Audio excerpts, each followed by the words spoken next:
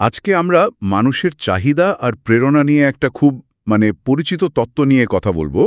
Abraham ম্যাজলোর চাহিদার সোপানক্রম বা hierarchy of needs. আমাদের হাতে কিছু সোর্স আছে যা দিয়ে তত্ত্বটা নানা দিক একটু বোঝার চেষ্টা করব আর কি। হ্যাঁ, ম্যাসলোর কাজটা আসলেই খুব ইন্টারেস্টিং। উনি আসলে দেখতে চেয়েছিলেন মানুষ কেন একটা কাজ করে, তার পেছনের কারণটা কি। মূল আইডিয়াটা হলো আমাদের সবারই কিছু দরকার, শারীরবৃত্তীয় আর মনস্তাত্ত্বিক চাহিদা আছে, যেগুলো একটা সিঁড়ির মতো। সিঁড়ির মতো একটার পর একটা। হ্যাঁ, অনেকটা তাই। একেবারে গোড়ার চাহিদাগুলো মিটলে আমরা তার উপরের ধাপের চাহিদা নিয়ে ভাবি। উনি ১৯৪৩ সালের একটা পেপারে আর পরে মোটিভেশন অ্যান্ড পার্সোনালিটি বইতে এটা নিয়ে বিস্তারিত লেখেন। মানুষ কেন খারাপ কাজ করে সেদিকে না তাকিয়ে মানুষ কিসে ভালো থাকে, সুখী হয়, এই দিকটাতেই ওনার আগ্রহ ছিল বেশি। আর এই তত্ত্বটা বোঝাতে গিয়ে প্রায় একটা পিরামিডের ছবি দেখা যায়, তাই না? হ্যাঁ, একদম নিচের তলায় কি থাকে? একদম ঠিক। পিরামিডের গোড়ায় থাকে ওই শারীরিক চাহিদাগুলো, যা না হলেই নয়।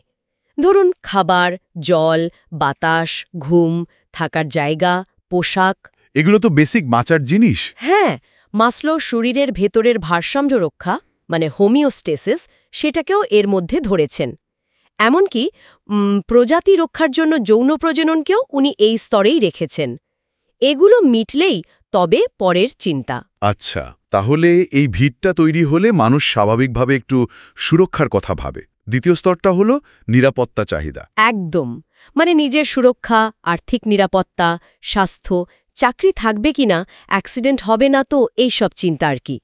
এই প্রথম দুটো স্তর শারীরিক বৃত্তীয় আর নিরাপত্তা, এই দুটোকে একসাথে মাসলো বলছেন মৌলিক চাহিদা। মৌলিক চাহিদা, আচ্ছা। এগুলো মিটলে এরপর মাসলো চাহিদাগুলোকে দুটো বড় ভাগে ভাগ করেছেন। এটা বেশ গুরুত্বপূর্ণ।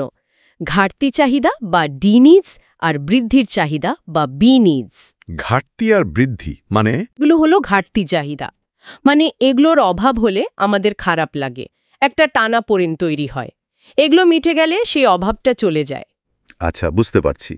তাহলে ৩ নম্বর স্তরটা হলো ভালোবাসা আর একাত্মতার, বন্ধুত্ব, পরিবার, সামাজিক সম্পর্ক।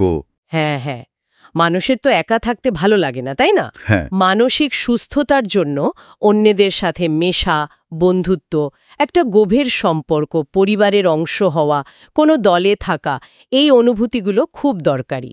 না হলে একাকিত্ব আসে, ডিপ্রেশন আসতে পারে। তা তো বটেই। আচ্ছা, নিরাপত্তা পেলাম, ভালোবাসাও পেলাম। এরপর মানুষ কি চায়? একটু স্বীকৃতি, সম্মান, এটাই কি ৪ নম্বর স্তর? ঠিক ধরেছেন। চতুর্থ স্তরটা হলো সম্মানের চাহিদা বা এস্টিম নিডস।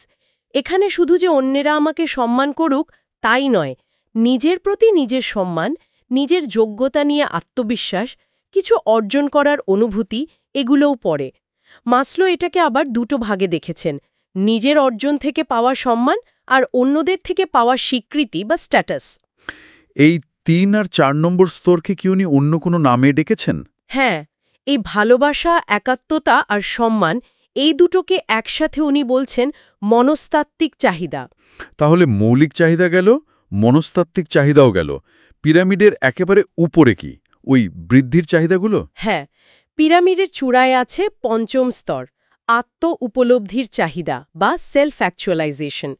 এটাকে মাসলো বৃদ্ধির চাহিদা বা বি নিডস বলেছেন।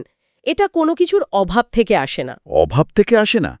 তাহলে এটা আসে নিজের ভেতরের সমস্ত সম্ভাবনাকে পুরোপুরি কাজে লাগানোর ইচ্ছা থেকে, নিজের সেরা ভার্সনটা হয়ে ওঠা। মাসলোর নিজের কথায় বলতে গেলে একজন মানুষ যা হতে পারে তাকে অবশ্যই তা হতে হবে। বাহ, ব্যাপারটা তো বেশ গভীর। নিজেকে জানা, নিজের ক্ষমতা অনুযায়ী সেরাটা দেওয়া। আচ্ছা, ম্যাসলো কি মনে করতেন এটা খুব সহজ? না না, একেবারেই না। ওনার ধারণা ছিল খুব কম লোক, শায়দ মাত্র ২% এই স্তরে পৌঁছতে পারে। যারা পৌঁছান তারা সাধারণত খুব আত্মসচেতন হন, বাস্তবতাকে ভালোভাবে বোঝেন, নিজেকে ও অন্যকে সহজে গ্রহণ করতে পারেন, খুব গভীর সম্পর্ক তৈরি করতে পারেন। তার এটা একটা আদর্শ অবস্থা। অনেকটা তাই। আর পরে অবশ্য ম্যাসলো নিজেই এই ৫টা স্তরের সাথে আরও ৩টা স্তর যোগ করার কথা ভেবেছিলেন, যেমন জানার ইচ্ছা বা জ্ঞানীয় চাহিদা, সৌন্দর্য খোঁজা বা নান্দনিক চাহিদা, আর নিজেকে ছাড়িয়ে আরও বড় কিছুর সাথে যুক্ত হওয়া, মানে অতীন্দ্রিয় চাহিদা। ইন্টারেস্টিং।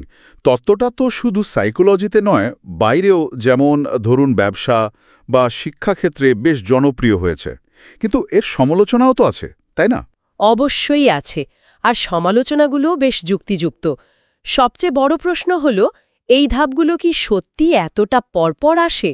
ওয়াহাবা আর ব্রিডওয়েলের একটা গবেষণা যেমন বলছে, মানুষ একই সাথে একাধিক স্তরের চাহিদা মেটানোর চেষ্টা করতে পারে।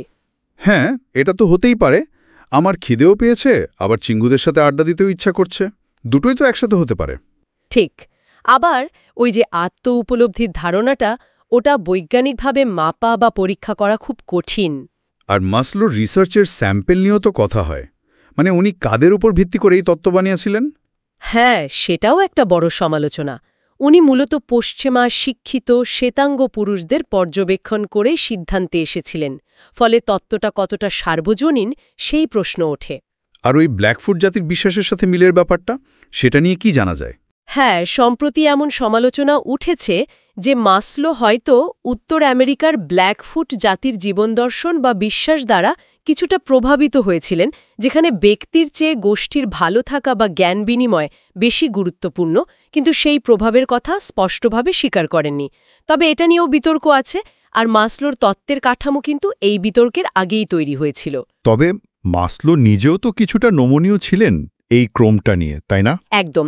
উনি নিজেও স্বীকার করেছেন যে এই ক্রমটা একেবারে পাথরে খোদাই করা নিয়ম নয়। পরিস্থিতি বা ব্যক্তির মূল্যবোধ অনুযায়ী এটা বদলাতে পারে। হয়তো কারো কাছে সম্মানের চাহিদা ভালোবাসার চাহিদার চেয়েও আগে চলে এলো। আচ্ছা। 2011 সালে টেলর আর ডিএনআরের একটা বড় আন্তর্জাতিক গবেষণা বলছে, এই চাহিদাগুলো মোটামুটি সব সংস্কৃতিতেই দেখা যায়, কিন্তু ওই কঠোর পিরামিড কাঠামোটা সেভাবে খাটে না। ওরা বলছে চাহিদাগুলো অনেকটা ভিটামিনের মতো, সবগুলোই দরকার, কোনোটা কম কোনোটা বেশি। একটা পূরণ না হলে অন্যটা আসবে না, এমনটা নয়। এত সমালোচনা সত্ত্বেও তত্ত্বটা এখনো এত প্রাসঙ্গিক কেন? টিকে আছে কিভাবে? কারণ দেখুন, সমালোচনা সত্ত্বেও এটা মানুষের মোটিভেশন বোঝার একটা খুব সহজ আর শক্তিশালী কাঠামো দেয়। বিশেষ করে মানবতাবাদী মনোবিজ্ঞানের বিকাশে এর বিরাট ভূমিকা আছে। এটা আমাদের ফোকাসটা অসুস্থতা থেকে সরিয়ে সুস্থ বিকাশ আর সম্ভাবনার দিকে নিয়ে যায়। প্রায়োগিক দিকটাও তো আছে। অবশ্যই। কর্মক্ষেত্রে ভাবুন, কর্মীদের শুধু মাইনে, শারীরবৃত্তীয় বা চাকরির নিরাপত্তা দিলেই তো হয় না।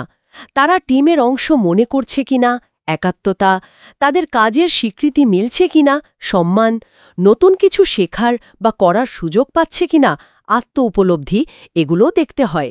শিক্ষাক্ষেত্রে, নার্সিংয়ে রোগীর শুধু শারীরিক নয়, মানসিক সামাজিক চাহিদার দিকেও নজর দিতে এই তত্ত্ব সাহায্য করে। তাহলে সব মিলিয়ে মূল কথাটা দাঁড়াচ্ছে, মাসলোর তত্ত্ব আমাদের প্রেরণাগুলোকে একটা পর্যায়ক্রমে বুঝতে সাহায্য করে।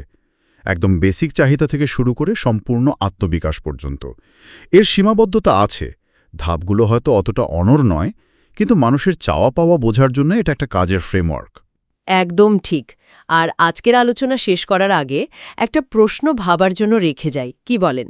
মাসলোর তত্ত্ব অনুযায়ী আমরা সবাই তো আত্ম উপলব্ধির দিকে এগোতে চাই, কিন্তু বাস্তবে এই পথে এগোতে গেলে মূল বাধাগুলো কি কি হতে পারে? এমন বাধা যা হয়তো আমাদের পড়া সোর্সগুলোতে সরাসরি বলা নেই, কিন্তু এই তত্ত্বটা নিয়ে ভাবলে আমাদের নিজেদের জীবনের উত্তর খুঁজতে ইচ্ছা করে। এটা সত্যি ভাবার মতো একটা প্রশ্ন। নিজেদের ভেতরের বাধাগুলো কি? বেশ,